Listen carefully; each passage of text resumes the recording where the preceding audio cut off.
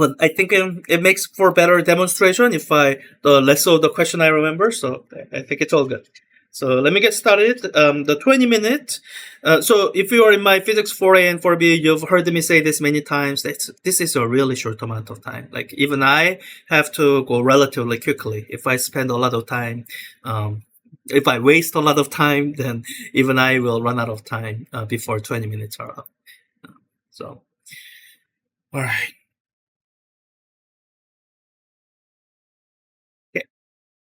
Oh, maybe it wasn't all that difficult. I think I just saw the mirror and just didn't like it. So spherical mirror can form sharply focused images. Yeah, similar to the lens can.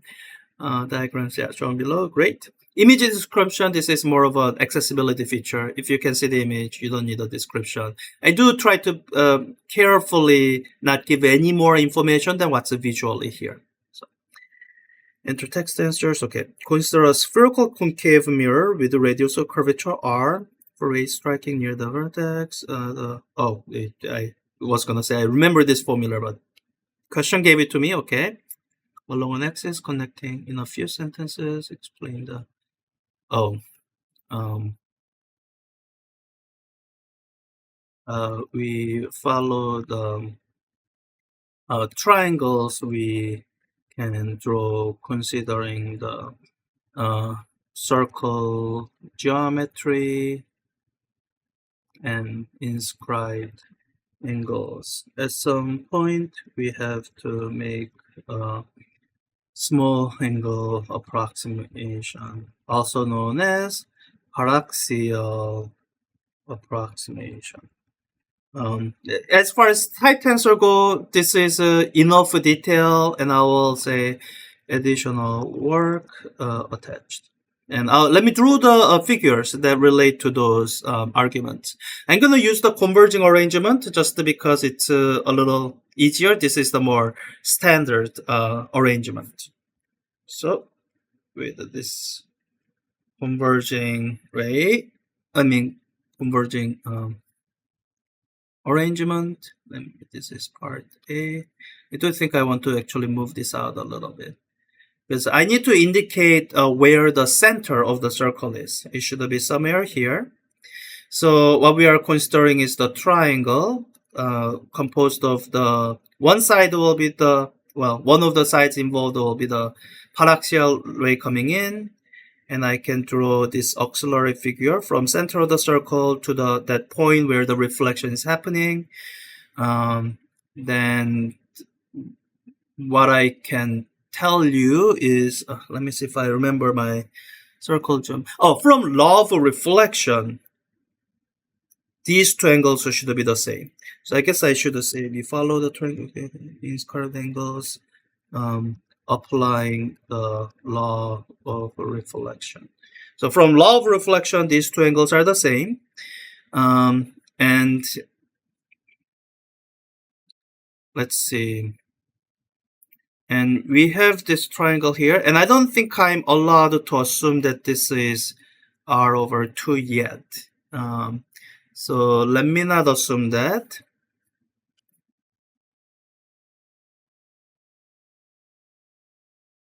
And I think what I would be trying to prove is that this angle is the same as this angle.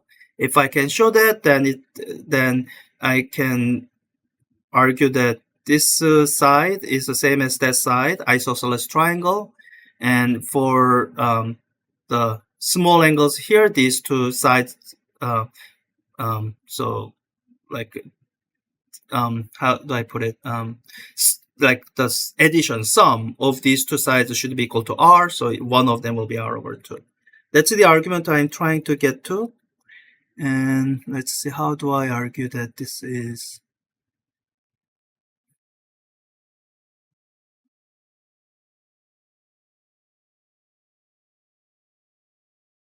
I think I can do this. So extending this line here, I can say this angle, let's call it phi, is equal to this angle, phi, alternating angle. And this phi is, if I call this angle theta, well, I don't know if they're the same yet. So theta 1 and theta 2. then I can say phi, which is 2 theta 1, that's from this portion here, that's equal to sum of these two other angles within the triangle. That's one of the geometry theorems. That's theta 1 plus theta 2. So this is in order to prove theta 2 is equal to theta 1. So if theta 1 much less than 1 radian, so small angle approximation, let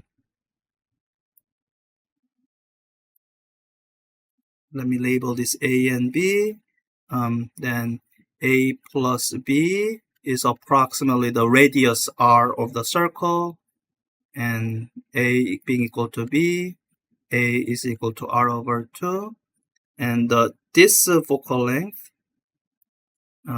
F, already labeled, and F is r minus A is equal to r over 2.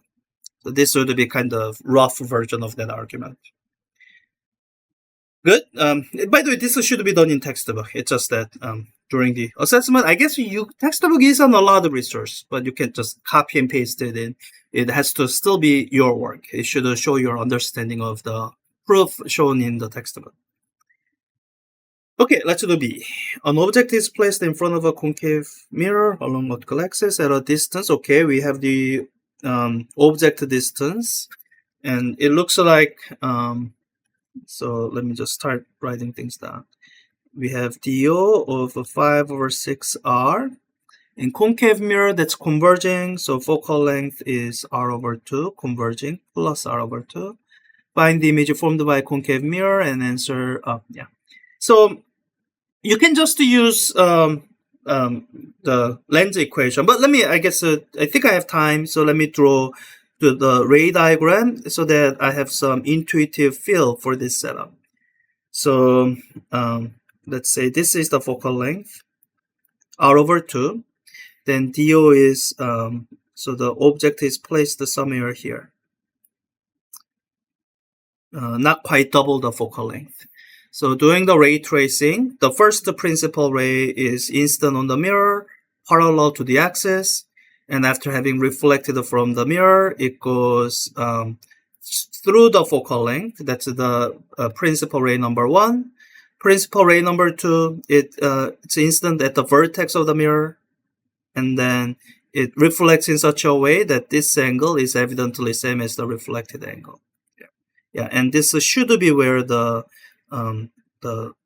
image forms. It's going to be a real image, and it should be closer to the mirror than the object was. If the object had been at double the focal length, it would be basically at the exact same point.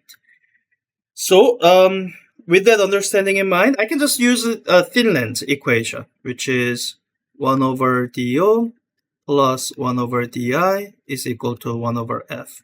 I'm going to solve this for DI just in my head, and really what that is I'm just recalling or memorized the formula. I do this so often that I have it memorized. You want to double check my algebra? You can. So the thing you do is, move DO over, combine the fraction, and then take the reciprocal. Then you should get this. So with that, let me plug in the numbers that the question gave to us. Question gave DO of 5 over 6R. I have a feeling a lot of R's are going to get cancelled, so I'll just write them out. 1/2 R divided by 5 over 6R minus 1/2 R. So I can cancel one factor of R out of here. Imagine factoring it out and then cancel it with one of the R's above. So I will have 1 R remaining. So in the denominator, it's a 5, 6 minus 1/2, which is a 3, 6. So let me just start writing this out. Denominator is going to be 2 6. Numerator will be 5 times 1, 5, divided by 6 times 2, 12. So simplifying this, 6 cancels, so that, 12 over 6 is 2. So, okay, it's going to be 5 halves divided by 2. So it'll be 5 over 4 R. Forgot the R. Okay, so I'll say DI is equal to 5 over 4 R. Wait, that seems wrong. Did I make a mistake? Oh no, I think my mistake was in the ray diagram. So when this is inside the focal length, the image actually should be farther out. So I'm pretty sure this ray diagram is actually wrong. You know, because I'm not using ruler and straight edge. Just this algebraic answer is actually right. And image is real, and third, image is inverted. You can get that from ray diagram. That's one of the reasons I draw a ray diagram. Another way you can get it is to recall the magnification formula, which is defined as HI over HO, and your textbook derived this formula, minus DI over DO. So this minus sign means when DI and DO are both positive, the image is inverted.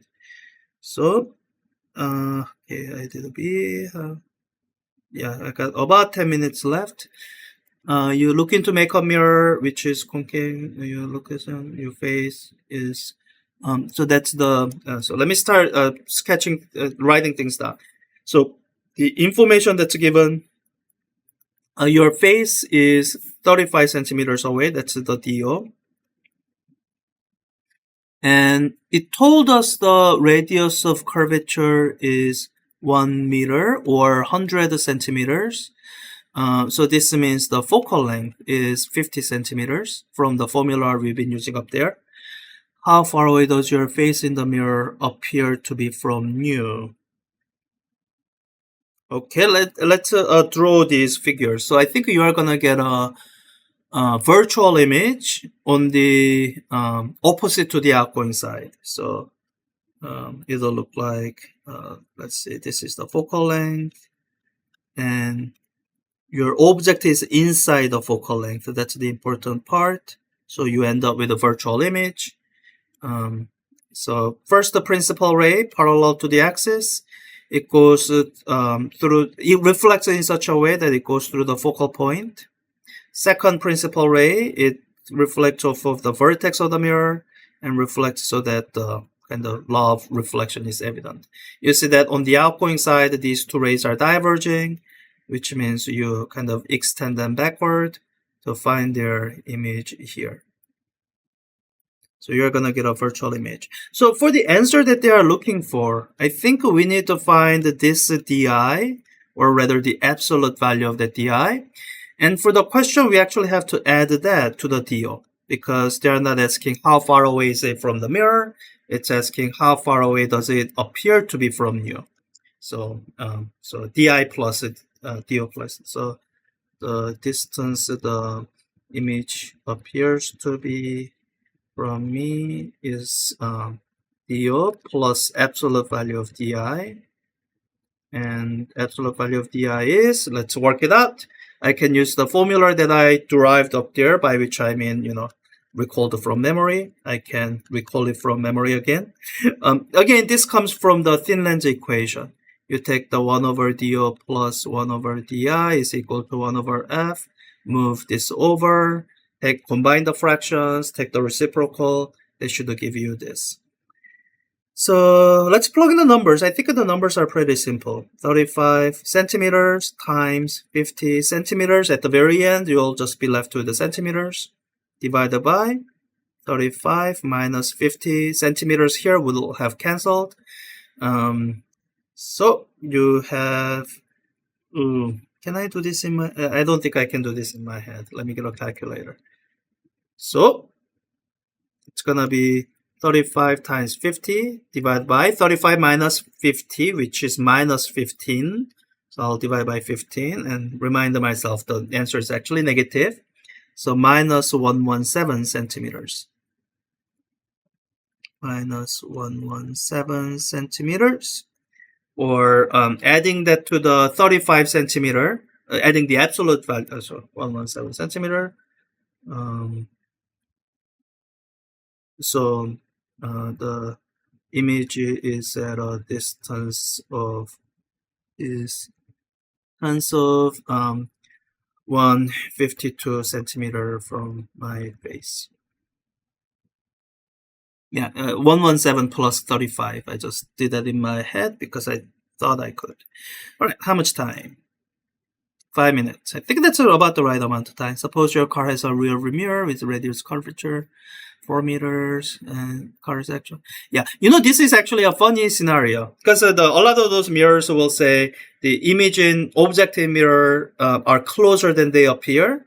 In a strictest terms, that's actually false. They are farther away than they appear. I'll do the calculation here. So the convex rear view mirror means your focal length is the negative of this number divided by 2. So it should be minus 2 meters. That's the focal length of your convex mirror.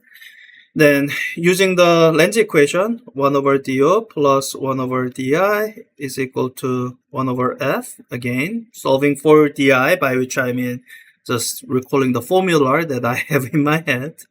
That's still DO times F divided by DO minus F. Just have to use the right sign convention. So DO is positive 19 meters. 19 times F is now going to be minus 2 meters. And in the end, I'll have a unit of meter divided by, and 19 minus 2, so plus. So let me do the calculation now. It's going to be 19 times 2 divided by 19 plus 2, so 21. So 1.81 meters, or minus 1.81 meters. So it's a virtual image. And look at this distance. 1.81 is less than 19.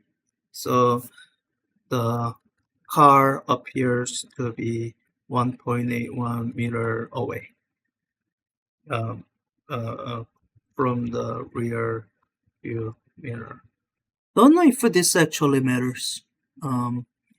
So yeah, the car is actually 90 meters away, but through the mirror, it appears to be a lot closer. And I think the reason there's that the text that kind of disclaimer on most convex mirrors is most people, when they judge the distance, they don't judge it by parallax effect, which will actually allow you to figure out where the image actually is. Most people judge it by size. So when the warning says the objects in mirror are closer than they appear, what they are telling you is that the fact that the image looks small doesn't mean it's far away. Like, that's what they mean, but in a true optical sense, the image in a converging mirror is actually they are farther away. The objects are farther away than the image suggests. And I can since I have a little bit of time, let me do the ray tracing to show you that. So if you have a convex, therefore diverging mirror setup, let's say that's the focal point, and you have an object that's relatively far away, let's say here. And let's just draw ray diagram. I have principal ray number 1. So with the diverging mirror setup, it'll reflect in such a way so that it'll appear to come from the focal point. And then the second principal ray reflecting on the vertex of the mirror will reflect in such a way that it looks like it's reflecting from a plane mirror.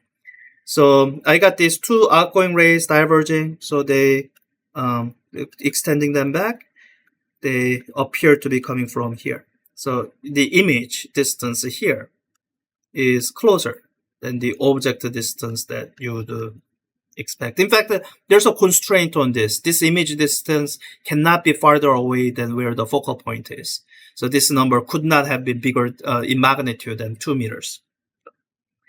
I think that's everything. I'm gonna probably run out of time, or maybe not. Let me try pasting in the work. If I run out of time, I run out of time. It'll actually allow me to continue to stay in and continue pasting in the answers. So it's fine. I mean, pasting in the work. I do recommend, especially if you are doing this close to the due time, don't spend a lot of time typing your work in here, because I've seen where if people get kicked out at the end of the due date, then sometimes they kick you out of the attaching work portion as well. So you don't want to lose a lot of work from that being kicked out. So always, organize your work in some separate space. And all you are using that window for is just, uploading / pasting in your work. So, this here. I guess I had more than enough time. Yeah, let me submit an end. Let me just double check the answer key just to be sure, just in case I made a mistake while going through this too quickly. Now the answer key option won't show up immediately. You will have to wait until the due date. So if you're not using late pass, that means after Monday midnight. If you're using late pass, then it's after that late pass extended deadline. Right now, I can use my instructor view to just to show the answer key now for that one question that I did. I'm gonna go to test students attempt. I'm going to that in my second screen here. Let's see, part one. I think testers should be the only students done so far. Yeah, here it is. And the score you get will be 0 because all these are manually graded, so the automatic score you get is 0. You need manual assessment to move away from that. So yeah, here, yeah, the argument I made is this, and that should roughly match what they do. Oh, I guess I could have said this angle is equal to that. The way I went was a little bit farther. Yeah, I remember all the arguments in detail. Yeah, it's fine. Okay, part B. Let's make sure this is correct. TI is 1.25 is 5/4. So yeah, 152 centimeter from my face. Yeah, that's right. And 1.81. Yeah. So I didn't make any substantial mistakes. So yeah, that's this question, and that's one more example of the freeform timed assessment question from part one. For part two, I think I'm just gonna leave you at those two examples you already have, and I think the last one, if you happen to be unlucky and get that one other question, I think it's fine. All these, you should be treating these as practice anyway. So practice well, please. So.